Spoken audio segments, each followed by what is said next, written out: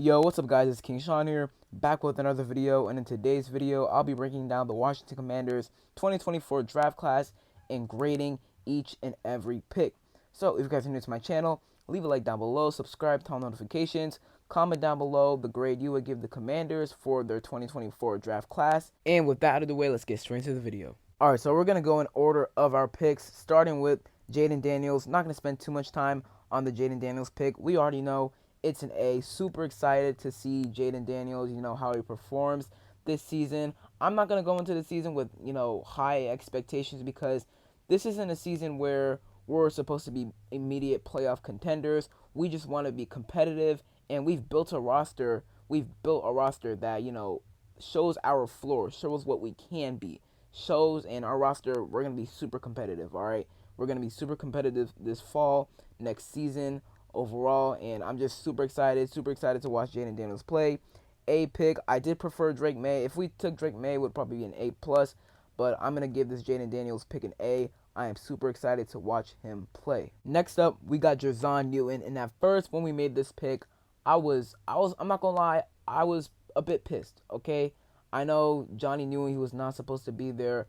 Round 2, pick 36 overall. He was not supposed to be there at all. He was supposed to go round 1, but we just didn't need a defensive tackle. So at first, I was feeling it like a C+. All right, I was giving the pick about a C+. But as I thought about it more, as I looked at more Johnny Wilson film, some of his highlights, his stats, I was like, okay, I get it. We took best player available, Johnny Newton. He's an absolute beast. I didn't really scout defensive tackles this year just because we just don't need a defensive tackle. I mean, I knew the top ones were obviously Johnny Newton. You have Byron Murphy, T'Vondre Sweat, Braden Fisk, and some other guys as well. But I just didn't pay attention to defensive tackles this year because we didn't need one. But I get this Johnny Newton fit. I get this Johnny Newton pick. I really do. I give it an A-. We can use him in the 3-tech anytime we're running 3 interior defensive linemen out there with, him, Daron Payne, Jonathan Allen, or just maybe another combination of John Ridgeway, Payne, Newton. So there's so many combinations we can run with the interior defensive linemen we have, with the defensive tackles we have, which makes me very excited. Also, he's going to be rotated a lot with Jonathan Allen and Daron Payne, because Jonathan Allen, he played like 75-80% of snaps last season, and Daron Payne, I want to say he played like 70 to 75% of snaps last season. Your defensive tackle should not be playing that many snaps, in my opinion. That is why we needed. I feel like, it's okay to pick a guy like, Johnny Newton here, best player available. He should not be there at 36.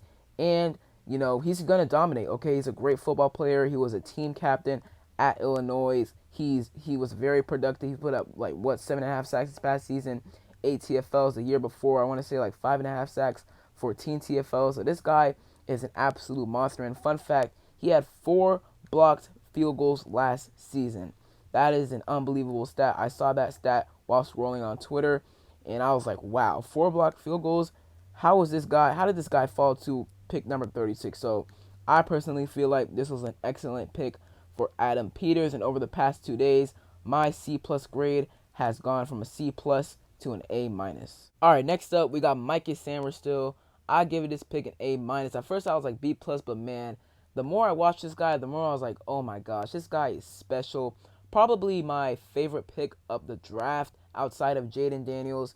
This dude right here is absolutely amazing. First of all, I saw his wide receiver highlights today, and I'm like, hey man, if Cliff Kingsbury decides to ask Dan Quinn, hey, can we bring this guy? Can we bring him up for some snaps on the offense, wide receiver? And he says yes, I wouldn't mind it. I would not mind it at all. His wide receiver highlights are pretty dang solid. I would not mind if Cliff Kingsbury asked, Mikey Sainristil if he wants to come on offense, maybe run a snap or 2 on offense, maybe some trick plays. So, because he has excellent wide receiver highlights, stats. He was a wide receiver, I'm pretty sure, coming to Michigan. And he transitioned to slot cornerback, nickel for Michigan, and I'm pretty sure 2022. And he became an excellent slot cornerback, nickel cornerback for them. He had 1 interception, I'm pretty sure, back in 2022, and then 6 interceptions this past season, which is absolutely insane. He was an absolute ball hawk this past season. I even remember that interception he had against Washington. He returned it for 76 yards. So this dude right here, really freaking solid. He's a physical tackler. He has great instincts. He has really solid speed. I think he only ran like a 4.45 at the combine. I feel like he plays much, much, much faster than that. So overall, love this pick, this Mikey Samuel pick. I kind of wish we took a cornerback later as well, maybe like a Kyrie Jackson, Elijah Jones, Cam Art to put him on the boundary. But I still really, really like this Mikey Samuel pick, so I'm giving it an A- grade.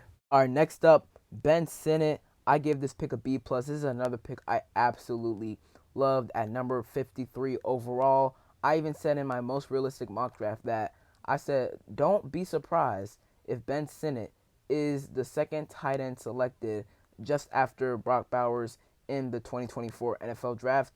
And he was. I mean, after Ben Sinnott, the next tight end that went was that tight end out of Illinois. I think his name was Tip Glaze. I think he went to the Cardinals.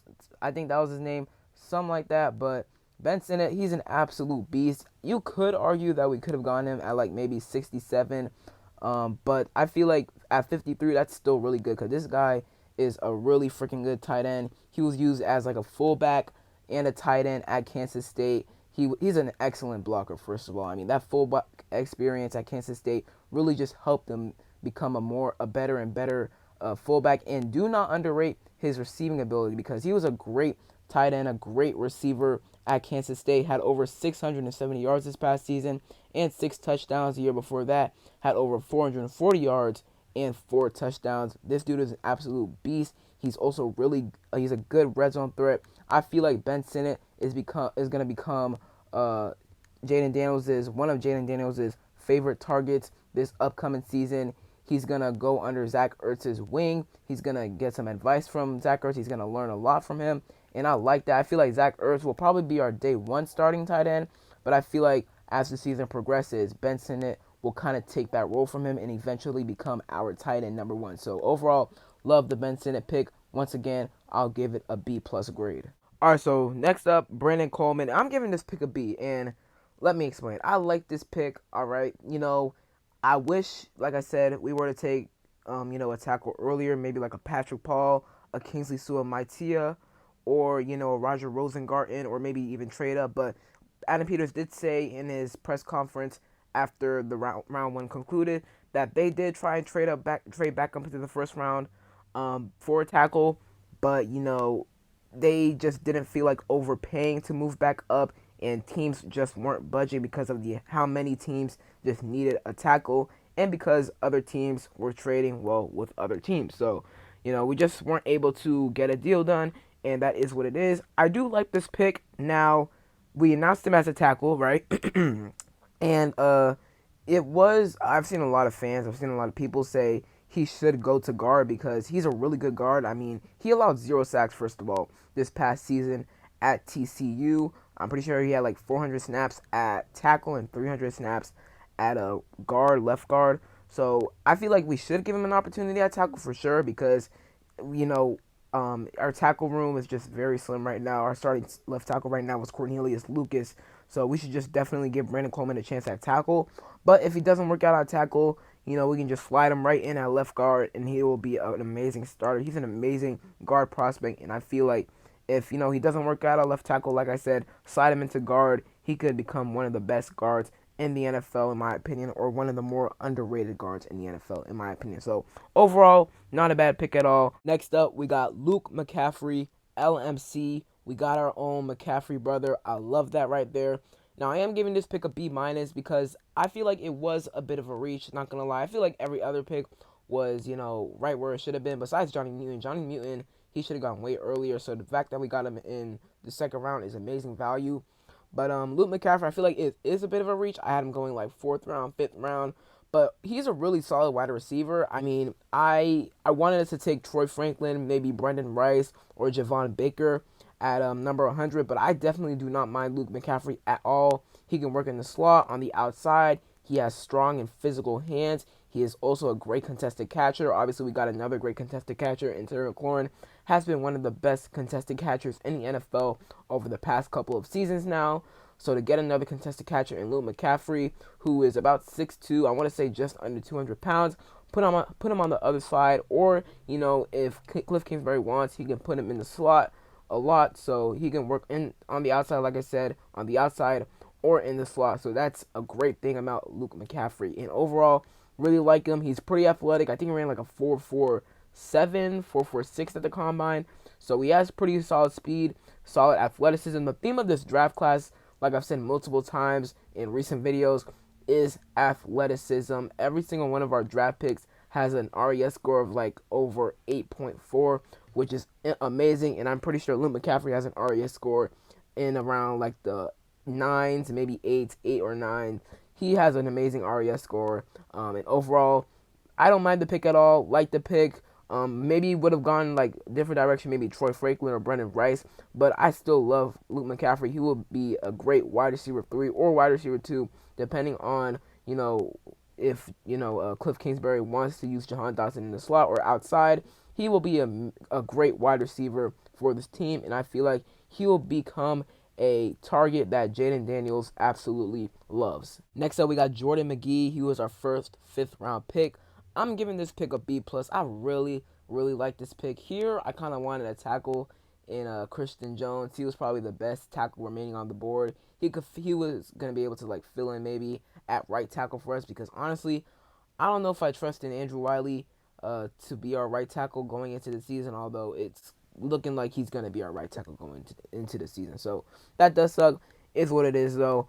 But Jordan Magee, he's really good. He's a great tackler, nice and physical. He's pretty solid in coverage. There is some stuff he needs to clean up in his game, but when we have guys like Frankie Louvu in the building and Bobby Wagner, him being able to sit behind them and watch them, play, and them taking him under his wing, and just being a coach for him on the field, that is absolutely amazing right there. And imagine the wonders he can do with Joe Witt Jr. and Dan Quinn next season, or even this season if he gets some playing time. We shall see. But overall, I really like this pick.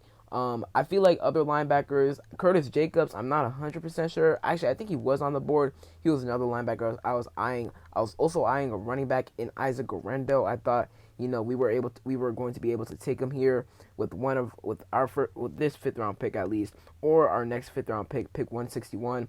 But he did go to the Niners, I want to say, in the 4th round, which is a very good fit. He gets to sit behind CMC, so that's really lucky for him. But overall, this is a very solid pick in my opinion, and I'm giving it a B+. Alright, next up we got Dominique Hampton, and this was a bit of a surprise pick yesterday. I honestly thought we would go maybe edge rusher or tackle with pick number 161 overall, but I like this pick. This is another pick. He's super athletic. First of all, he is a bit old, okay? He has been in college since 2018, but I'm not going to knock that because there's a lot of older prospects in this draft class, so I'm not going to knock him on that. But he's a pretty solid prospect. I mean, you can consider him as a pure free safety, but I feel like I view him personally as more of a strong safety and linebacker type of guy, maybe a guy that could play down in the box, or maybe a guy that can transition from safety to linebacker. When I watch some of his film and some highlights, he's a guy that could be dominant down in the box. He's a pretty hard hitter.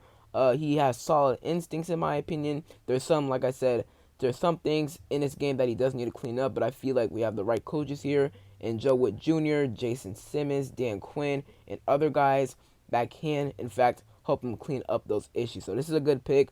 Now, our safety room is very crowded because now we got Dominique Hampton, Jeremy Chin, Derek Forrest, Quan Martin, Percy Butler. Who else? I'm missing someone else, but we have a lot of safeties in our room. So, we'll see. He's probably going to make the roster. I mean, we used a 5th round pick on him, but we will see who will get cut. Right now, if I had to take a guess, I would say Hampton, Quan Martin, Jeremy Reeves, Jeremy Chin, and I feel like I'm forgetting one more guy. Derek Forrest. Yes, Derek Forrest. Those are the 5 guys I think that we will keep on the 53-man roster. And I feel like our starting safeties, it's really hard to tell now, but I feel like at free safety, we could put Quan back there at free safety, or Derek Forrest, and then at strong safety, it will be Jeremy Chin and Dominique Hampton, and then Jeremy Reeves, he can play either or, but he's going to be working on special teams most of the time. So that's the Dominique Hampton pick, and I like the pick. I'll give it a B. All right, and then with our final pick, we took Javonte John Baptiste, edge rusher out of Notre Dame. I like this pick a lot. I love John Baptiste's potential.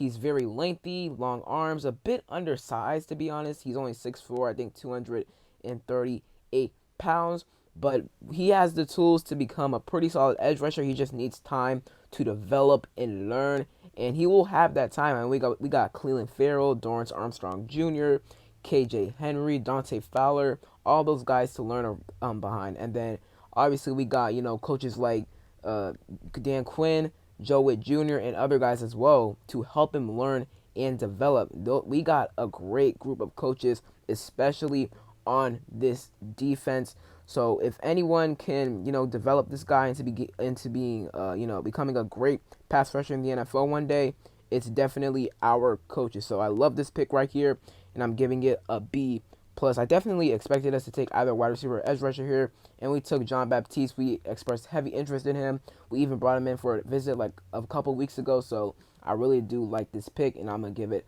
a B plus, like I said. So that is it for today's video. I hope you guys enjoyed. If you did, leave a like down below, subscribe, turn on notifications, comment your thoughts on my draft grades, and comment who your favorite pick was and your draft grades. And other than that, it's been King Sean, and I'm out. Peace.